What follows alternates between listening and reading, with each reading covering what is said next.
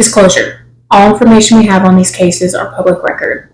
We are not making fun of anyone or anything. This channel is for awareness of cases and entertainment purposes only.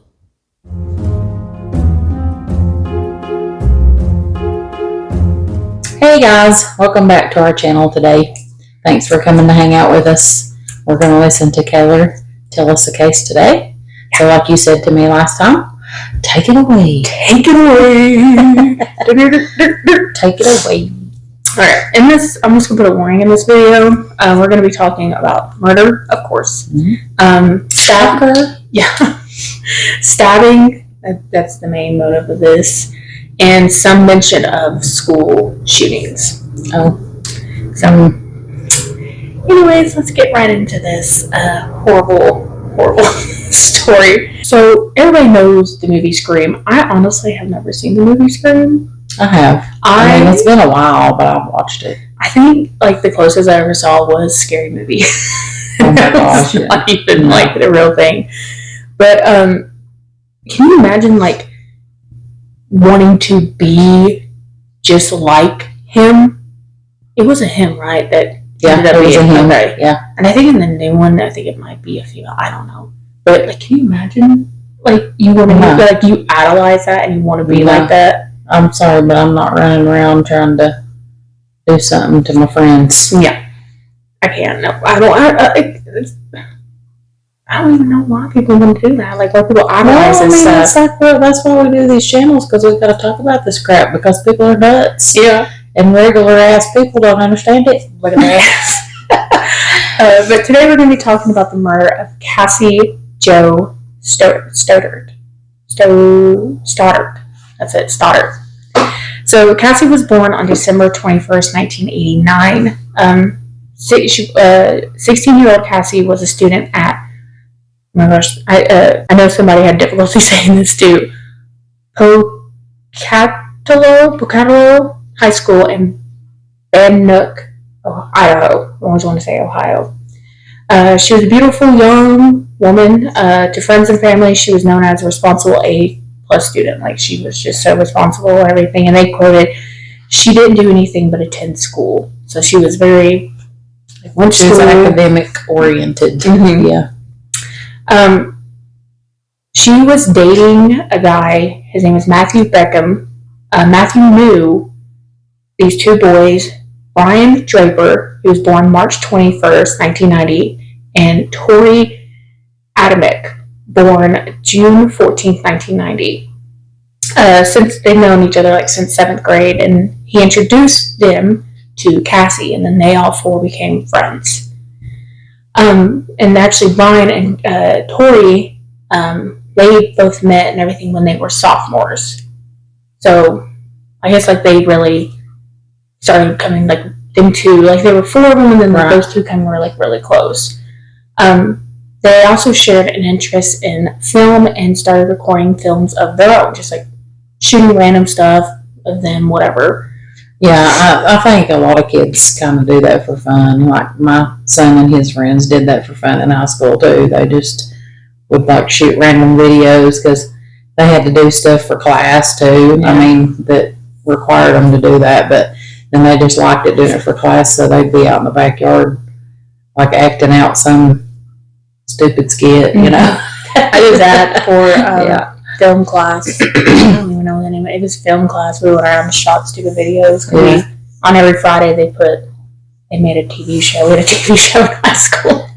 We never did that when I was in school. I guess I'm too old for that. You know, I didn't have my phone in my back pocket. Nope.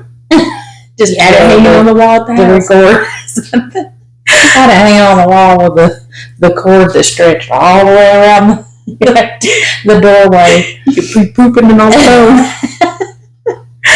But they all they shared the interest, but they also shared the interest of being famous, and the pleasure. Them two took the pleasure in wanting to go on a killing spree and hoping to outdo Eric Harris and Dylan Klebold, the perpetrators of the Columbian High School massacre. Columbine. Mm-hmm. Is it Dylan Columbine? I think so, yeah. Yeah. It was the Columbine. Like, they were starting to, like, they wanted to be like I them. remember when that happened. That was horrible. Yeah. Oh my gosh, that was so bad. Well, they wanted to be like them. That's stupid of them to not even think about that. Like, well, like, here's what I don't understand. So they have friends, and they're like in school, and they're doing stuff. They're doing things that are fun, and they just have this weird thing where they want to be like them guys. And I mean, I don't know if it was just. Were they like picked on and stuff? Or I didn't see anything about them being picked on or anything like that. I think they just kind of linked into that. Yeah, like a partnership that if they would have stayed apart, they would have probably been okay. But when you put them together, it's like just a recipe for disaster. Mm-hmm. You know.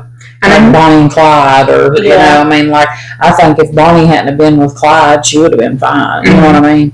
I mean, if you know that story, but anyway. Well, also the parents. There was people talking, like, some of the parents actually. I think they did like a civil lawsuit or whatever against the school because they were like, after what they did, and they were parents were pissed that like the school didn't catch that and understand like these kids are like crazy. Yeah, but anyways, can we do? I want to call him Troy, but it's Tori and Brian. They would also tape details of their plans and motives. So, like, you thinking, oh, they're just over there shooting videos, whatever. No, they're over there, like, planning what they want to do, like, all that stuff. Later on, there is, because, like, they videoed themselves doing all this stuff, and none of it really made into the, like, public until here recently. So the story in her case had become a lot more well known because recently, because the films have been placed out, and I've got like there's a couple of films, but I've picked out just a few because it's kind of horrible. They mentioned Eric and Dylan of the shooters of the school and everything in their videos and their homemade videos, and they were planning a Colombian-like shooting, but a gun later on, the gun's not their method of choice, so I don't know why they wanted to do that. And also, like, it's just weird that you, like I said, it's weird that you idolize these people. I don't understand why people idolize that. I don't know. I guess they just didn't have, like, that. I guess they weren't loved enough as a kid or something. I don't know. Like I said, you just don't understand people's thought process about stuff like that. I don't know. Stupid boys. Yeah, like their brain is not fully developed. I mean, they're 16 at this time, too. Yeah. So, man, it's like you said, the brain's not developed because it's 25. And then the two of them together is going to be even worse. Recipe for disaster. Yeah. Brian and Tori, they made a kill list. Like with this, so they started making like a kill list and all that. And then they chose their first two victims, who were sadly going to be their friends, Cassie and Matthew, her boyfriend. And it's like, why would you pick somebody? I mean, I'm not saying like doing anything to anybody's great, you know, it's not like, but like, why would you pick your friends? Why would you pick somebody that you liked? Unless they just didn't like them.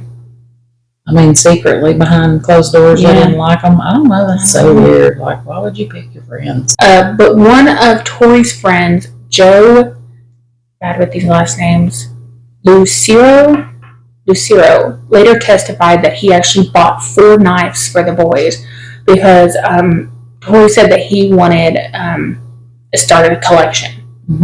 So Tori and Brian actually picked up Joe, and he drove them to the pawn shop to buy the knives. And at the pawn shop, Tori picked out 1 knife, and Brian picked out 3. And they would also those knives would be the ones that would be used in the murder. And he also gave both of the boys gave Joe. So Joe went in with $45, $40 from Brian and $5 from Troy. Oh, Troy. He's a cheapskate. He ain't got enough money to be. That's what I was thinking too. When I read that, I was like he only giving him $5. Cheap ass. Leading up to the murder, Tori and Brian actually videotaped Cassie. So the night before the murder, like, they videotaped Cassie. She's standing at her locker. You can go watch the video and everything. It's out there publicly. She's standing at her locker, putting stuff in or getting something out. And I don't know which one of the boys walks up to him and is like, hey, Cassie, hey, I'm videotaping you. And she's like, no. He's like, say hi. She's like, hi. I mean, she just seems so sweet and everything. And he goes, okay, well, bye. And the video cuts off. So the night of the murder year, the night of the murder, September 22nd, 2006, Cassie was actually house sitting for her aunt and uncle. And they went away for the weekend, so she was house sitting and she was taking care of the animals that were in the house. Just like I do for you. Uh-huh. And she actually invited Matthew. Lucky you, Lee. You don't have no crazy ass friends. I don't have any friends. You my old friend, bitch. Yeah. I got nobody. But she invited Matthew over, her boyfriend. And apparently Matthew was telling Brian and Tori that they were going to have this big, huge party and everything. And I think Cassie was kind of like, she was mad too, that because Matthew actually invited the boys over to the house. And Cassie was kind of mad, like, why are you? Yeah, I would have been mad too. Yeah. Like I'm, house sitting for like family members. And she's so like. Yeah, my boyfriend's like, oh, let's, invite so-and-so and so-and-so. Like, nah, that's kind of rude, to do that. But Cassie was mad, but she was mad too. She's like, why are you inviting these people over? Like, I invited you over. Yeah. Plus, I would like want alone time with the boyfriend. I mean, you're 16, you're in high school. I mean, do whatever you want to do, baby. Be safe. I was going to say, be prepared. Be prepared too, be safe. But, Tori and Brian came over and they actually gave them a tour of the house, including the basement. The basement is very important with this. But after all the tour and everything, the four teens went back upstairs to watch a movie. And the film they actually watched was Kill Bill Volume 2. Never seen that. You never ever seen the first one? I don't think so. You've seen it? I mean, I know what it is, but I don't think I've ever seen any of the Kill Bill movies. I have. It's been a long time though. They're not that great, honestly. Yeah. But Brian and Tori actually ended up leaving halfway. Not even they didn't even finish the movie. They just got up and left because they were saying, "Oh, there's no party here. Plus, we want to go to the movies and watch a movie in the movie theater." They probably just, knew what they were fixing to. Yeah. Yeah. They knew what they were fixing to do, and they're like, "Oh, I gotta go." Yeah. So they left, and apparently they went to the movie theater. But unaware to Cassie and to Matthew, when they were giving the tour of the house downstairs in the basement, Brian actually unlocked the back door downstairs so they can come back in later. Mm-hmm. So sometime after they left. So they had a whole plan going. Yeah. I mean, they had a detail of everything and anything. And also, like I said, if you go and watch the release tapes of them recording, there's video of them talking about. Yeah. Planning their plans and all that stuff, which I have been talking about one of the plans of them. So after the boys left and went to go to the movies, what they did is they got in their car. I guess they did leave maybe to go get the stuff or whatever, but they left and they came back and they parked down the road from the house. Mm-hmm. And apparently the house was sitting, the street name was Whispering Cliff. Like, that's just horrible. Like, that even sounds like eerie. That is kind of eerie name for a street. I mean, it's like Elm Street. But of course, Elm Street's not kind of weird sounding, but it is weird now because of the movies and stuff. Mm-hmm. Is that actually a real place? Honestly, I don't know. I mean, there's Elm Streets and, here and there, but like that, I don't think that's a real place. You just don't go to sleep. Stay awake. 1, 2. Okay, anyway. But they came back and then they parked down the street and they got out of their car and they put on costumes. A costume consisting of dark clothes, gloves, and a white painted mask. So it was like a white mask and apparently had like red paint on it and everything. I've got evidence, photos, and all that stuff. And then the boys quietly re-entered the house down in the basement.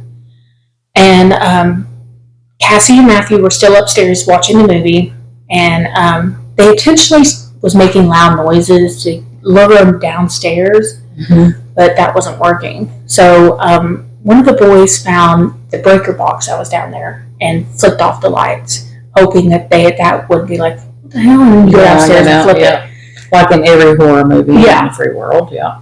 But, like, for me, I would be like, If I'm sitting there and I'm hearing weird noises and my lights flip off, bitch, I'm gone. Yeah, what they think. I ain't going to see the fucking power box or whatever. I'm out of here. I ain't the basic. I call somebody and be like, something's going on. I need help. I'll be out that door in a heartbeat. I'll be calling my dad. Yo, man, what the fuck is going on? For real. But they were trying to lure him downstairs also to flip the light thing back on. So they kept saying so they could just scare them. No, they weren't. But that didn't work, so they flipped the lights back on. And back upstairs, Cassie and Matthew were sitting there, and Cassie was starting to become like uneasy feeling because she's like, I would too if I was sitting there and I haven't left yet. I would have. But, like, okay, there's no storm outside. Yeah. It's, like, it's September. It's, quiet, like, whatever. I would be like, why is the lights, like, I don't know how long they were flipped off before they turned it back on. Yeah. But I would be like, what is going on? So, Cassie was feeling uneasy with the whole power outage and everything. And Matthew saw him and asked, and he also said that Matthew said that one of the dogs was standing at the stairs and periodically would bark or growl. I'm telling you, man, you gotta listen to your dogs. If they're doing something weird, you need to follow them. Yeah, for real. He's like, Lassie, did something happen down in the well? It's a little Timmy stuck in the well. Yeah, like follow Lassie, man. I'm telling you.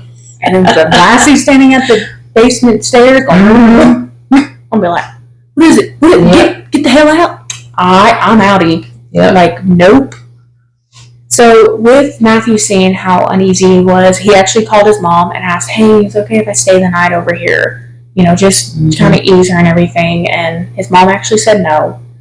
Well, then they're 16, Yeah. I mean, most parents will be like, no, you're 16. You don't need to be spending the night with your girlfriend, But Matthew's mom went, because plus she's also home alone out there. Yeah. There's no adults there. But his mom actually said, she's like, no, but why don't she come stay at the house with us if she's like uneasy and scared and all that stuff. And so he asked Cassie, and Cassie actually said no because she said that she felt like it was her responsibility to stay at the house as she was hired to do and take care of the animals. Yeah. Like, I would feel that, but also I'd be like, come on, Lassie, get in the car. I know. Like, I'd be like, can I bring the dog? I know. I'd be like, we can put them somewhere in the house so they won't bother. For real. So at approximately 10:30 at night, Matthew's mom came and picked him up, leaving Cassie alone in the house. And Matthew actually called Tori on the phone to see where they were at, so maybe they can, catch up later and hang out and all that stuff.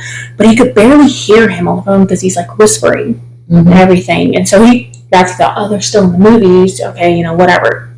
No, they were actually in the basement waiting. So Tori and Brian heard Matthew. So then they knew that he was gone by that, like he had left. Yeah. So this is where So Tori and Brian were downstairs and they heard him leave. So they're like, okay, now let's do this again. Yeah. So they flipped the lights off again with the breaker, thinking that would make her come downstairs and turn it back on, and they could just scare her because that's what they kept saying. Oh, we just wanted to scare him. We just wanted to scare him. But that did not work. She didn't go downstairs. I don't blame you. I wouldn't have went downstairs. No. So they made their way upstairs. Brian was armed with a dagger-type weapon, and Tori had a hunting knife. And Brian actually opened and slammed a closet door at the top of the stairs to scare Cassie, who was laying on the couch in the living room.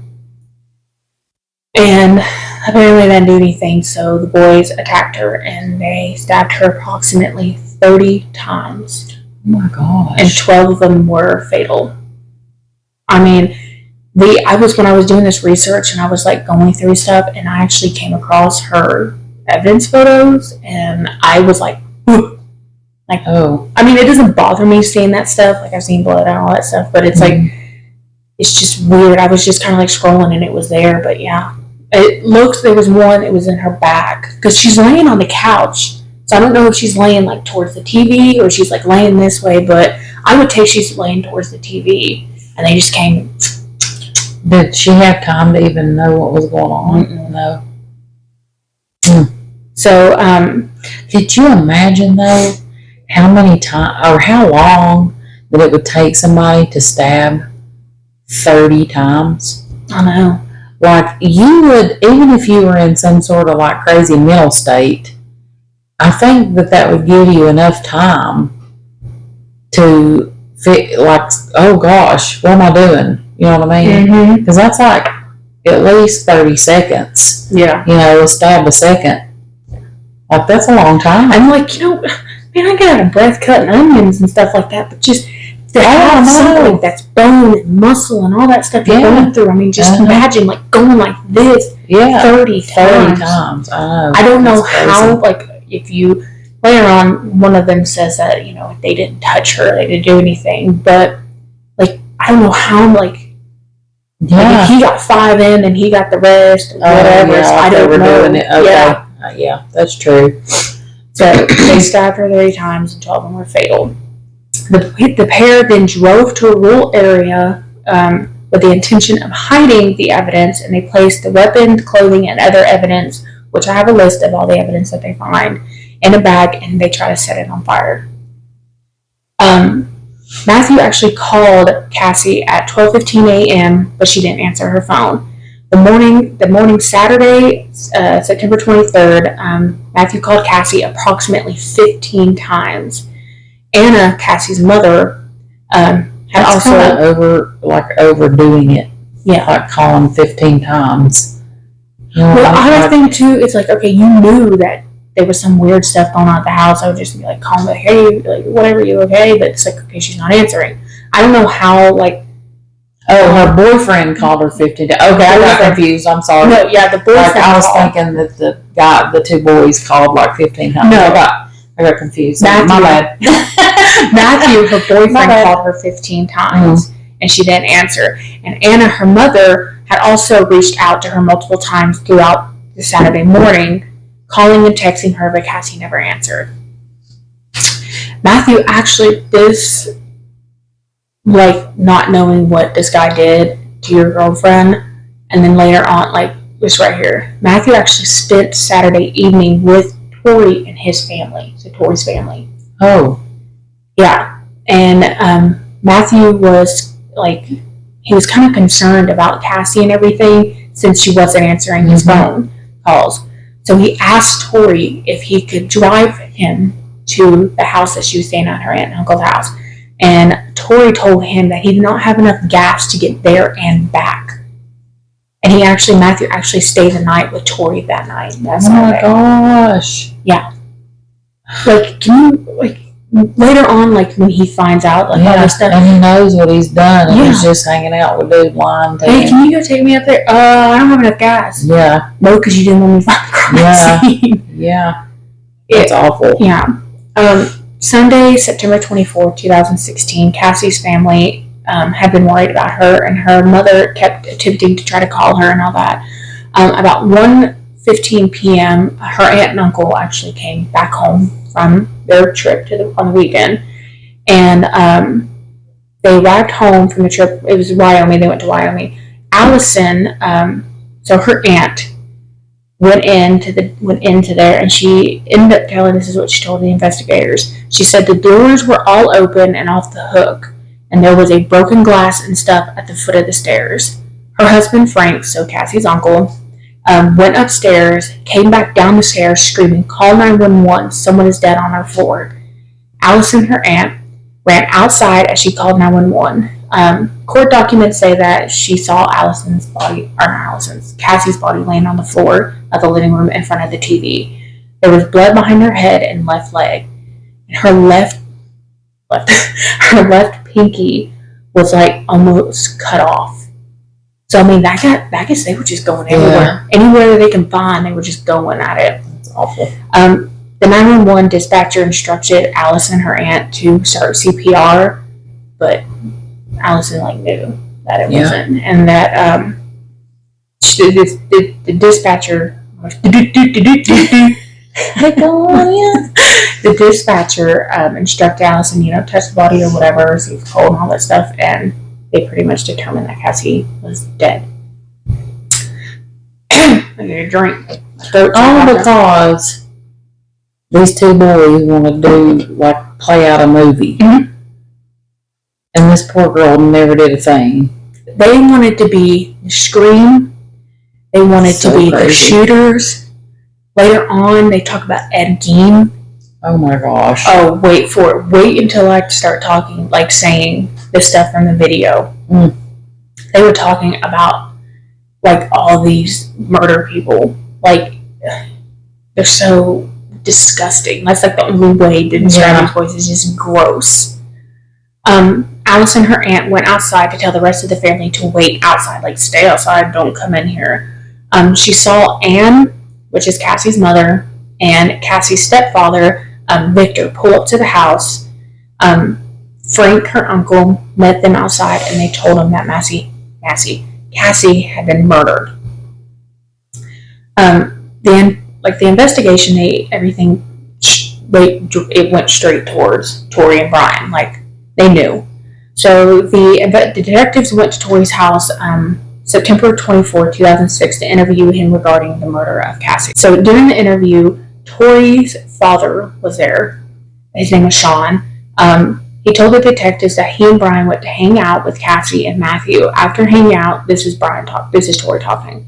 That he went to go hang out with Cassie and Brian, or Cassie and Matt. Oh my gosh, Matthew. After hanging out for a bit, they realized there was no party, like I said, and they had expected it, so they left. And he said that they went to go see a movie, but he could not recall any of the details of the movie. And then he said he slept over at Brian's house. Like, if you go to the movies, you're going to have proof that you got tickets for the movie. And you're going to know what movie you saw, and you're going to know what it was about. Yeah, I don't know if I got that part in there, but one of the videos, I know that they said, like, oh, I guess we need to go buy a ticket now to the movies. Mm. So, like, they knew, like, they were going to make up that whole story and all that and try to cover their steps or their trails or whatever. Somebody came up to me, like, 2 days later and was like, oh, did you go see, whatever movie it is? And, I saw that the other day. Well, what was it about? Oh, well, it was crazy. It was about blah, blah, blah, blah, blah, blah. Mm-hmm. I mean, you're going to be able to just come off with it. Yeah. If you really did it. But it's like, oh, we went to go see a movie. What was the movie? Yeah. Like that right there, I mean, you're just stupid. You shouldn't, if you're going to do something, make sure you have a complete plan all the way through. I mean, that is kind of stupid. Like, go see the movie before the murder. I mean, I'm saying, like, do all that stuff, but it's like, if I was a murder, like, I would have, I know this, because I've taught myself after seeing all these stupid people. Be like, well, I would have done this, I would have done that. I think we all do that. I think we're like, well, that was stupid. They should have covered this up, or they should have covered that up. Should have chopped up the bodies and fed it to the pig. There's somebody that actually did that. Oh, I know, and that was on an episode of Criminal Minds. Yeah, it was. Yes. I can't remember what, it was one of those. Mm-hmm. But the detectives then, with that information, they went to go interview Brian at his home on September 25th, 2006. They stated that they were there to investigate Cassie's murder and the evidence surrounding it. This is the detectives talking. Documents reveal that Brian started... I'm sorry. I don't know why. But it's kind of like stupid. Like, you're all this big bad boy and you just murder somebody. But the documents stated that Brian started crying. Oh, you little sad, you little cry like a little baby. Oh, you dried up. Suck it up. You're a big boy now. You something to cry about. Do something. Yeah, I remember when I got. Oh my gosh, that just like gave me flashbacks when I was a kid. Quit crying, I'll give you something to cry about. You're the reason I'm crying in the first place. But he started crying before telling the police that he had visited Cassie and Matthew, but they had left once Tori realized that there was no party like they were promised and everything. And then he stated that he had gone to see the movie Pulse. I don't like that name of the movie sounds familiar. Yeah, but it's like I don't think I've ever seen it. I don't think so either. When asked by the detectives and his mother, so Brian's mother asked him this too. Brian could not describe what happened throughout the movie. He also couldn't tell what happened in the movie. You know why? Because they weren't at the fucking movie. For real. The interview was concluded, and they got Brian to write a statement about what he and Tori did that night of Cassie's murder. Brian then was interviewed again on September 26, 2006. This time it was at the,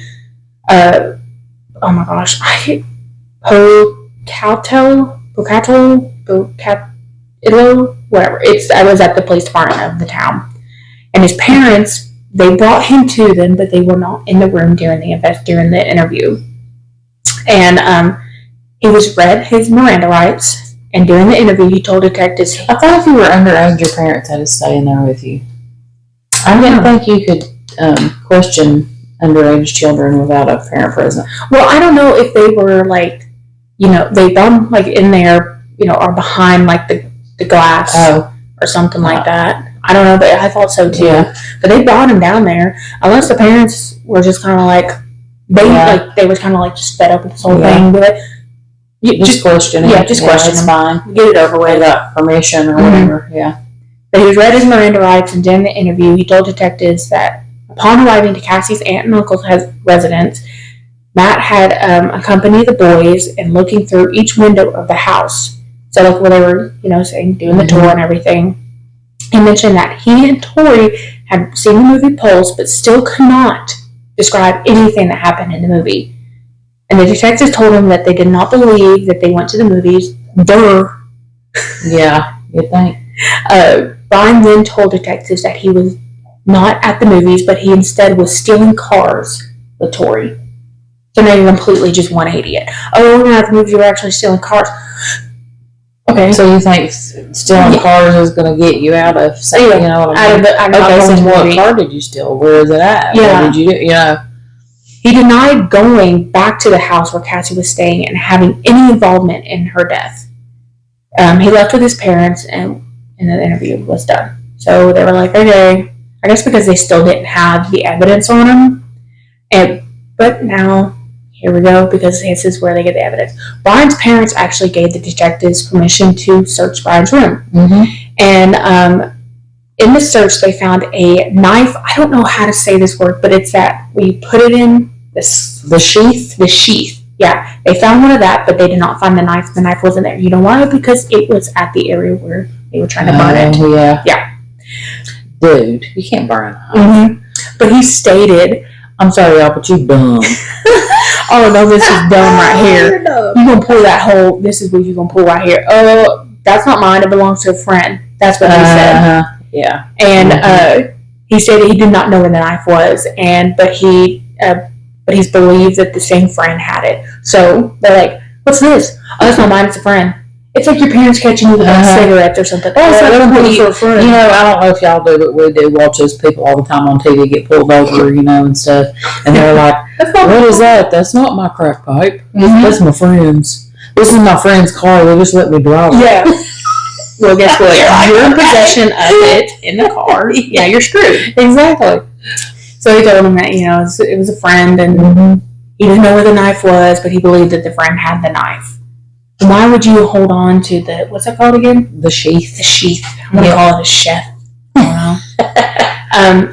They brought Brian. Call it a sleeve, I guess. The sleeve for the knife, the sheath for the knife, yeah. I don't know. When I do this doesn't look right. Stop doing that. Anyways, detectives then brought Brian back in for a third interview on Wednesday, September. Third time's a charm. And my thing is, okay, they were in school the day before. The next day they murdered her so it was a Friday, and then Saturday they murdered her. Sunday, Monday, Tuesday, this is Wednesday. Are they not in school? I guess not. I don't know. They were just kind of like, I don't know, but they brought him in Wednesday, September 26, 2006. They read him his Miranda rights, and Brian agreed to speak without a lawyer present. Stupid. I mean, not saying like, do you, because now they can like pretty much do anything. Yeah. The interview is actually not available to be viewed and all that stuff, but with dork, but official documents summarized. He is a dork. I don't know why. I'm like, my words are like, but like I said, the interview is not out there. I don't know why. I guess maybe later on, as time goes on, they will start releasing some of this information. But the official document summarized that what Brian revealed in the interview. He admitted, oh my gosh, there we go again. He admitted that they unlocked the door with the intention of coming back to scare Cassie. There it is again. They're just, we're just going to scare her.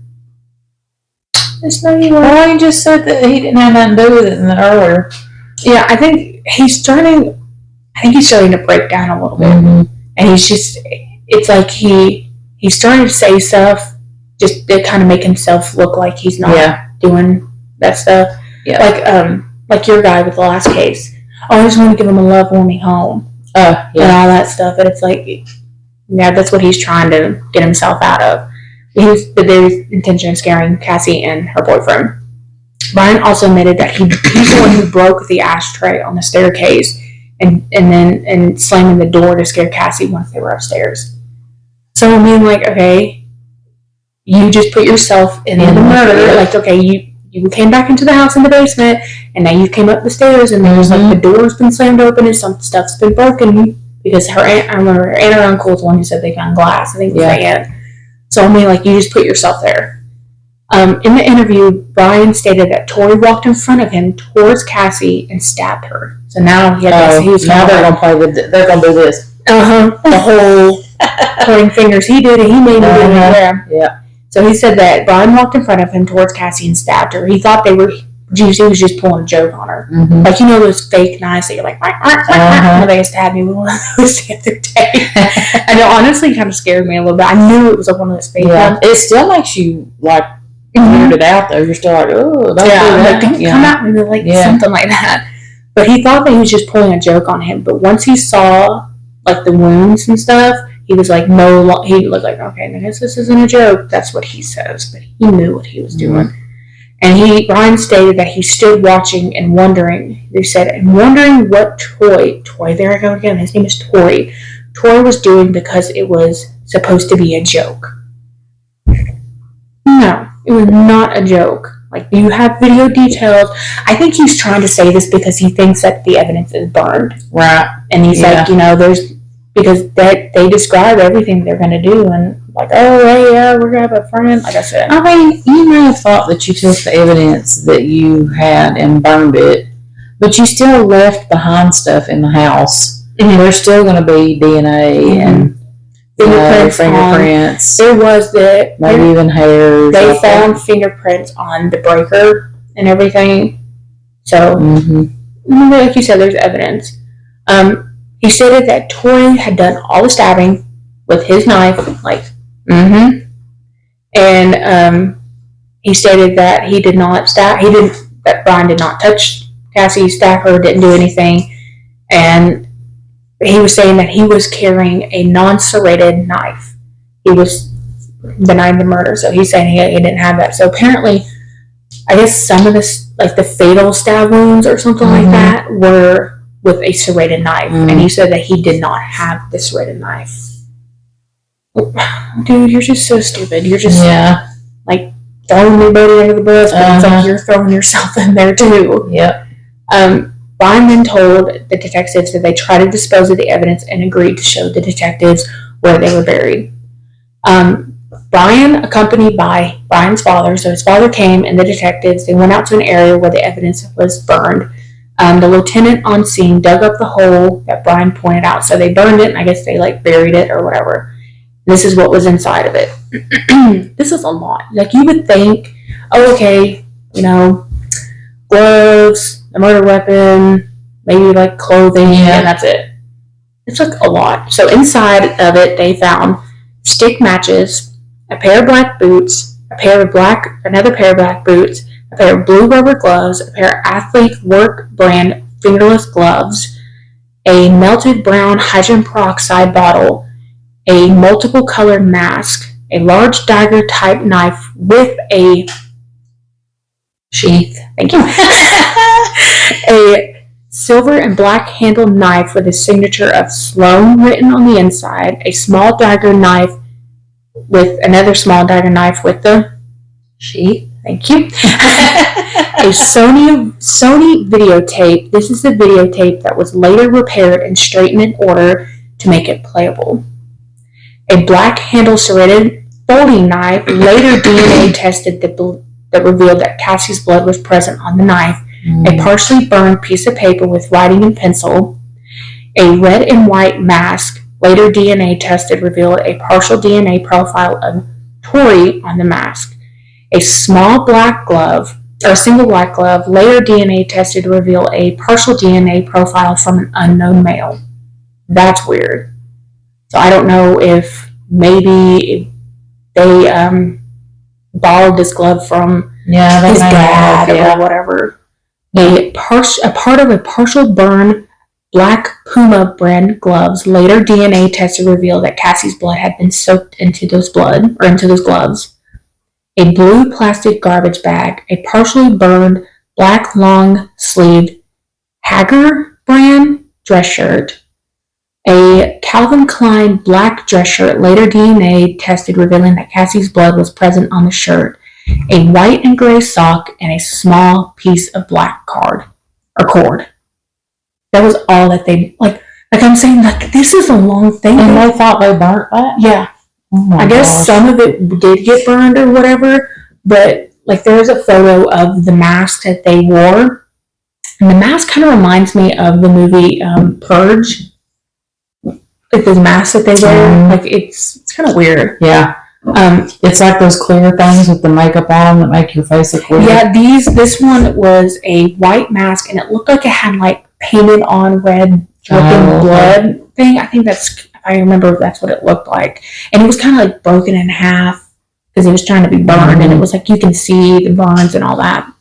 On September 26th, or 27th, 2006, detectives brought in Tori to be interviewed for the second time. Like Brian, this interview also took place at the police department. The detectives had the evidence that Brian led them to earlier, so they had evidence and everything, so, like, that's, all right, we're going to get him now. At the beginning of the interview, Tori maintained that he had nothing to do with the murder and insisted that he and Brian were just going through cars. So now he's saying that too. So I don't know if, like, after the interview, he's like, dude, okay, I said this thing, you gotta say it too. Yeah, they probably did. Yeah. The detectives disclosed that they were, in fact, like, they told him, like, okay, we got evidence. Like, okay, dude, like, don't bullshit us, we got evidence. And they knew what they had done. During the interview, Tori's father asked him if what the detectives were saying was true, and Tori just sat over there and, like, nodded his head yes. Like, yeah. And the interview ended with the detectives taking Tori's shoes, which he stated that he was wearing the night of the murder. Can you imagine just walking around in the shoes that you just murdered somebody in? I know, when you said that they found 2 pairs of boots in that bag or whatever, they tried to burn it. I thought maybe they'd both taken their shoes off and tried to burn them. Well, apparently he didn't. I don't know if maybe he wore those shoes when he went over there to hang out. Oh, yeah. And then they changed into the boots later. Mm-hmm. I don't know. So this is where, when I said they found the videotape and everything. So I think I selected 3 of the videos. No, maybe just 2. No, 3. I got 3 of them. So this is what is the videos that they recovered and everything. So here we go. This is one of them. So this is Brian speaking. So it's going to go Brian, Tori, or Tori. So Brian says, we found our victim and it's sad. And maybe she's our friend. But you know what? We all have to make sacrifices. Our first victim is going to be Cassie Strout and her friend. This is Tori. He's directing to a passing car. God, turn your brights off, asshole. Brian. We'll let you. He laughs. We'll find out if she has friends over. If she's going to be alone in a big dark house out in the middle of nowhere. Laughs. How perfect can he get? I mean, like, holy shit, dude. Tori, I'm horny just thinking about it. Like, that's disgusting. Brian, hell yeah. Issues. For real. Brian, hell yeah, we're gonna effing kill her and her friends, and we're gonna keep moving on. I heard some news about, and apparently, that they were looking at another house too and murdering somebody. So this is, in this thing, they're talking about Jane Doe. So Jane Doe is gonna be home alone from 6 to 7, so we might kill her, drive over to Cassie's thing, and scare the shit out of them and kill them one by effing one. Hell yeah. Oh my gosh. Tori. Why 1 by 1? Why can't it be a slaughterhouse, Brian? 2 by 2 and 3 by 3, because we got to keep it classy. Tori, keep it classy. Brian, oh yeah, it's going to be extra fun. Tori, you're evil. Laughs. Brian, yes I am. So are you, dude. Evil, evil. Tori, no, evil is an expression of God. And there's another test you failed. Brian, evil is not an expression of God. Tori, yes it is. Brian, this is bullshit and you know it. Tori, evil of origin is a follower of effing Satan. Brian, there's no Satan. Tori, Satan is real then. Shut up. Is Satan real? Then real. Then shut up. Brian, then how are you supposed to express ourselves? Tori, good and bad. Brian, we're good or we're bad. Tori, we are bad. Brian, that sounds so shitty. Tori, we're evil. That sounds even shittier. Brian, hey, we're not. Okay? We're 6 psychopaths who get the pleasure off of killing other people. Tori, that sounds good, baby.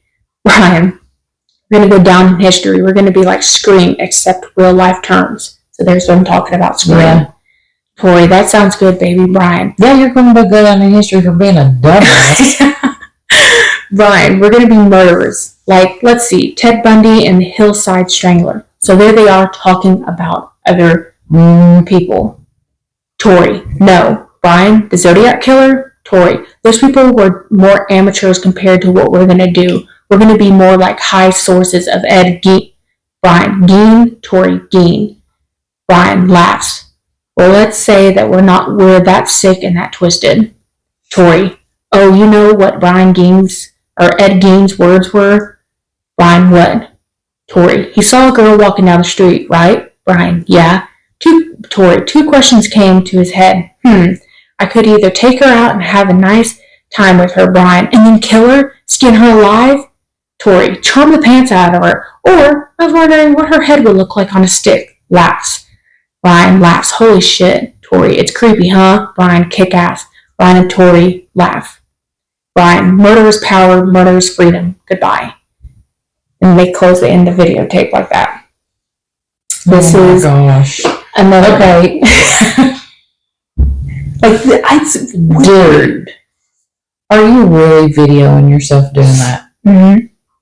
Like, did you honestly think that, I mean, they really thought that they were going to go in and do this and get away with it? Mm-hmm.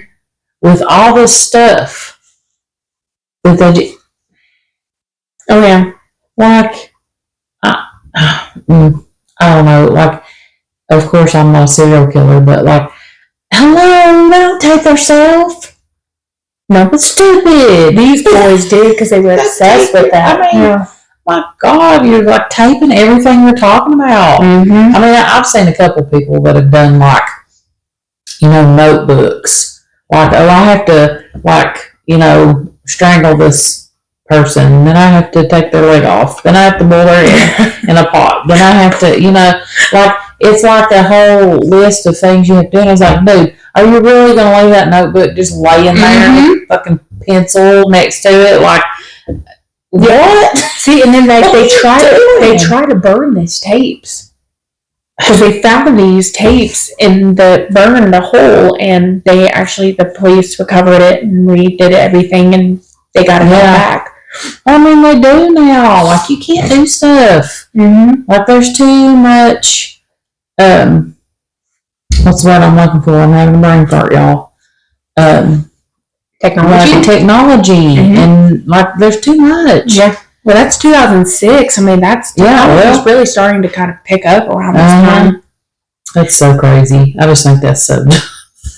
So it gets a little worse than this. So this is another part of the video, another video that they recorded. This is Brian. We're here in his car.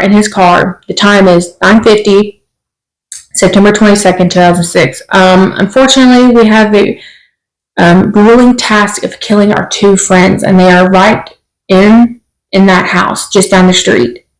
I guess he panned the video. Yeah.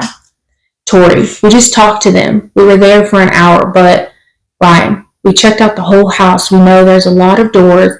There's a lot of places to hide. I unlocked the back door, and it's all unlocked. Now we gotta wait, and we're really nervous right now, but we're ready. Tori, we're listening to the greatest rock band ever. Just wait until you figure out what rock band they're talking about. Brian, we're waiting for this for a long time. Tori, Pink Floyd. Before we commit the ultimate crime of murder. Brian, we're waiting for this for a long time. Tori, a long time. Brian, well, stay tuned. Yeah. So they were, I guess this is after they left to go to the movies and everything, and they came back and they recorded themselves before they went into the house. Now, And do I like Pink Floyd? Yes, but would I say they're the greatest rock band ever? No. I was reading through that thing. I'm like, really, Pink Floyd? Like, come on. I mean, there's some songs that they do that I like. Don't get me wrong. But do I think they're the greatest? No, I don't. There's better. So this right here is after they murdered Cassie, they got back in the car and they recorded themselves. And this is the clip that I saw that made me be like, okay, we got to talk about this case, because it was them in the car, and this is what they said. This is Brian. Just killed Cassie. We left her house. This is not an effing joke. Tori, I'm shaking. Brian, I stabbed her in the throat and I saw her lifeless body. It just disappeared, dude. I just killed Cassie. Tori, oh my God. Gosh. Brian, F. That felt like it wasn't even real. I mean, it went by so fast. Tori, shut the F up. You got to get her act straight. Brian, it's okay. Okay? We'll just buy movie tickets now. See? Mm-hmm. Tori, okay. Brian, he says something that they can't make out. Tori, no. Brian, okay, bye. So, like, they literally just killed her, got back in the car, and they videotaped themselves. Oh my gosh. Like, you can hear in their voice, it was kind of like, for a split second in their voice, like for me listening to it, it was like they kind of almost regretted it in just a way. Like, it was just like, oh my gosh. Like, it was almost like, what the hell did we just do?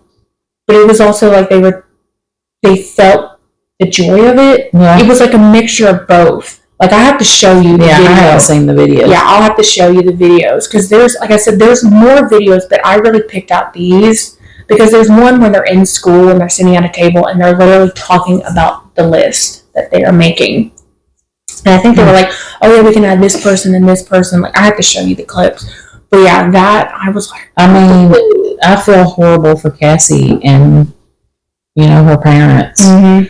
But, like, think about how many people, I mean, if they were making a list, like, oh my gosh, all those people just, like, I mean, if they hadn't been as stupid as they were, like, they wouldn't have got caught and somebody else could have died. But can you imagine what Matthew, her boyfriend, felt like? Because he was going to stay there, and he was going to be the one. Yeah.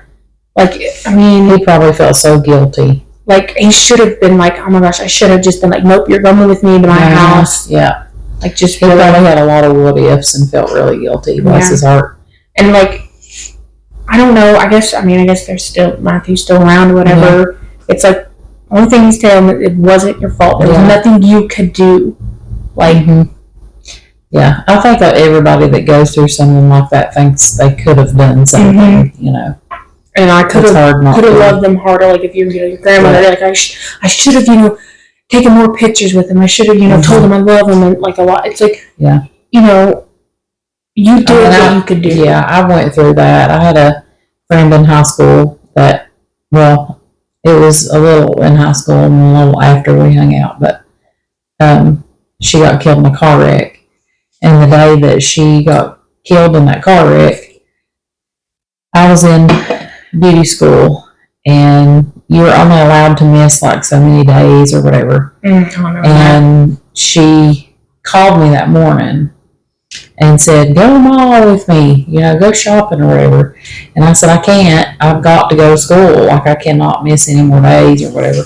So I went on to school, and then that day is when she got killed in a Jeep accident. And I've always thought to myself, if I just went shopping with her, if I had just said yeah and right out of school, like, would she still be here?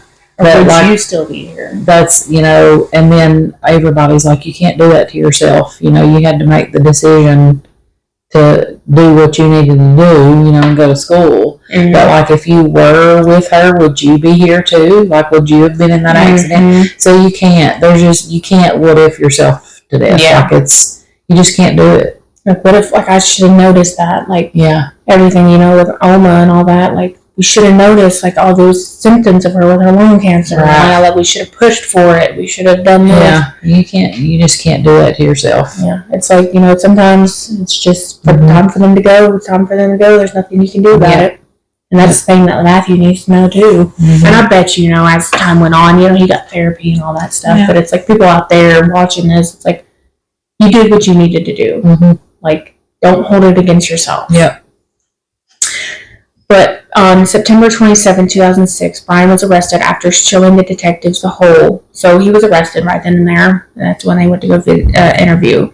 Then he was interviewed again and tried to maintain that he still did not stab or harm Cassie at all. Detectives that had been in charge asked him, they asked him, hold on. The documents that he changed his story once the detective asked him whether he stabbed Cassie in order to keep Tori from turning on him. Brian nodded yes. So, let me do that again. Detective asked him whether he stabbed Cassie in order to keep Tori from turning on him. Brian nodded yes. So Brian's acting like Tori is the one that's really behind it. Mm-hmm. And if he didn't do what Tori wanted him to do, that he would have hurt him too. Yeah. Basically. Yeah. Yeah. Because I think he was he's the mastermind of it all. And they're in the car talking like that, recording themselves. But you were in on it too. Mm-hmm. Quit acting like you weren't. So I guess in this way, he's still doing like that. He would have turned on him. So he said that he actually stabbed Cassie 4 times. Even though he didn't want to. So Brian was like, you better do it. Yeah. Like, okay. Mm-hmm. Yeah.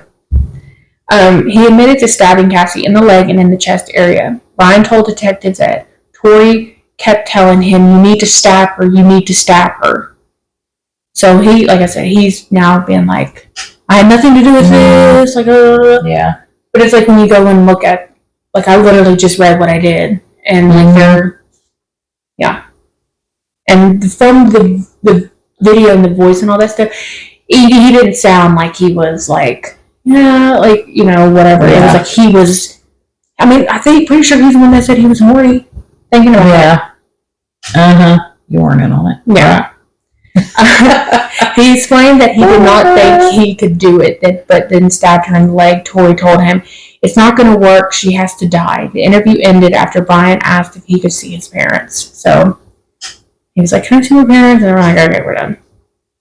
Yeah. That's because he's underage. Mm-hmm. Tori was arrested after his second interview. He requested to speak to a lawyer. The detectives gave him and his father a few moments to speak in private. Upon re-entering the room, they informed Tori that he had been placed under arrest for the murder of Cassie. So stupid, boys.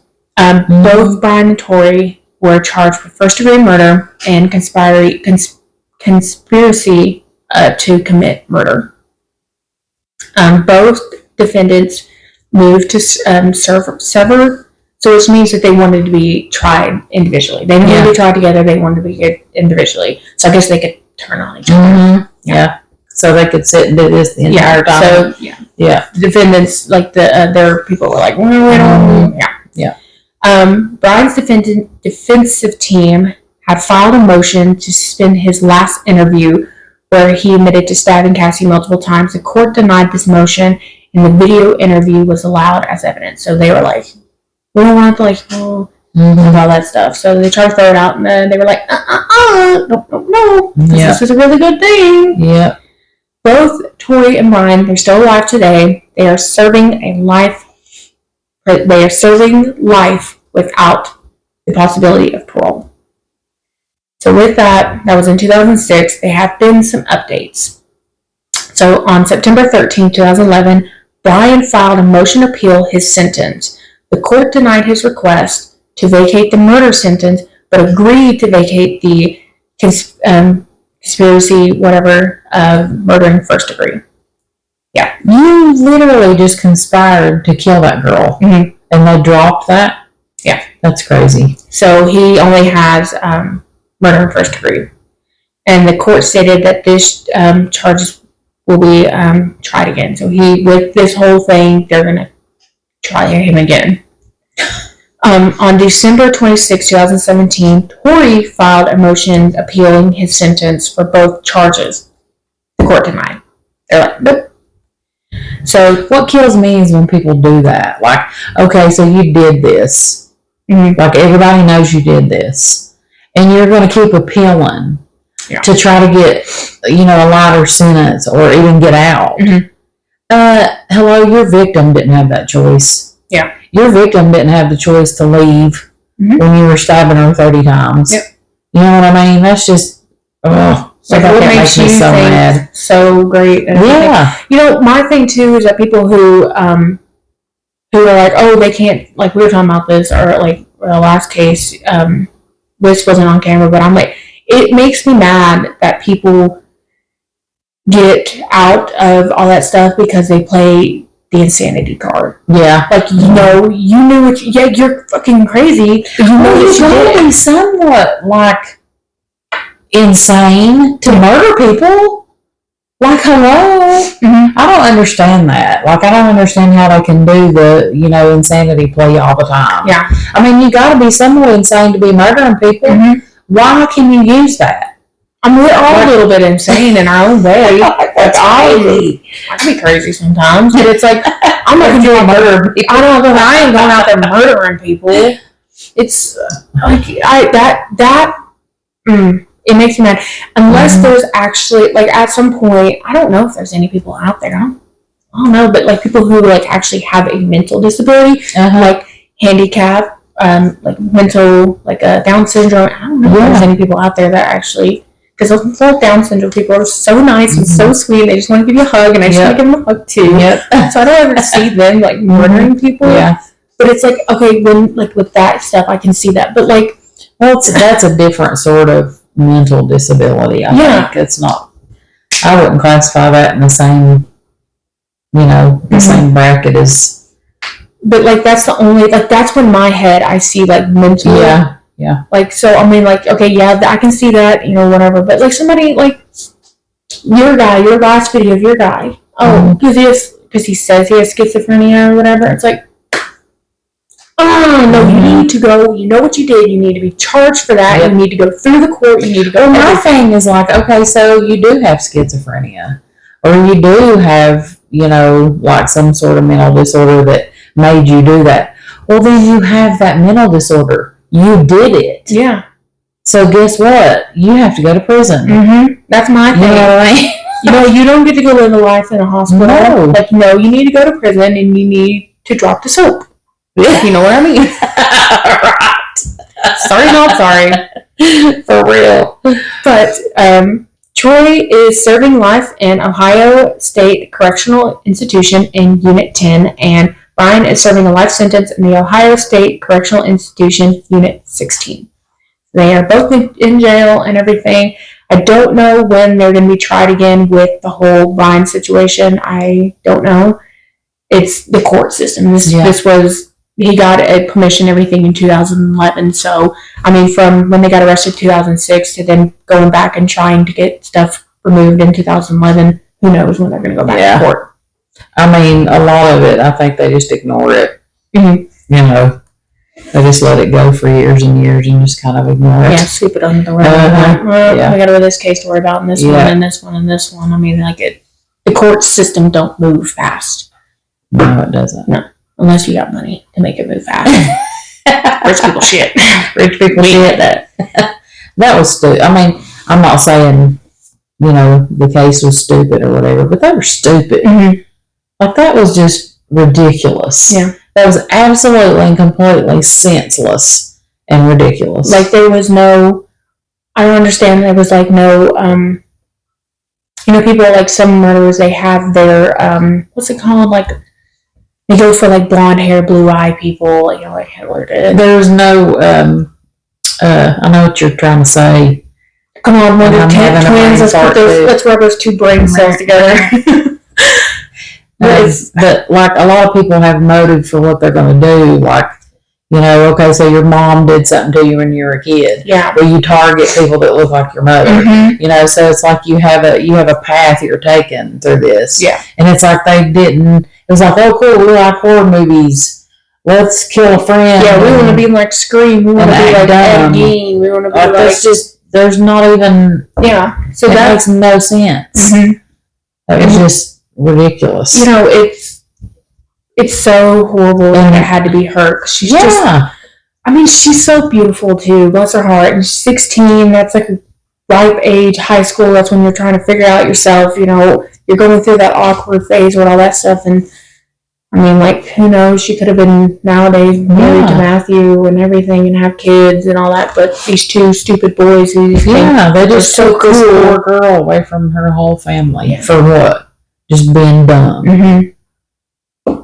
It's horrible. Bless her heart. I feel so bad for her. Mm-hmm. And I hope out there for her family. I know that she has siblings, and I hope like the siblings and everything's all that. And like I said, you know, earlier, that some of the parents of the school that weren't even, I would say also too, maybe Cassie's parents and Matthew, some of the parents filed a lawsuit against the school because, like, how the hell fuzzy did the school not notice that these boys are cuckoo for Cocoa Puffs?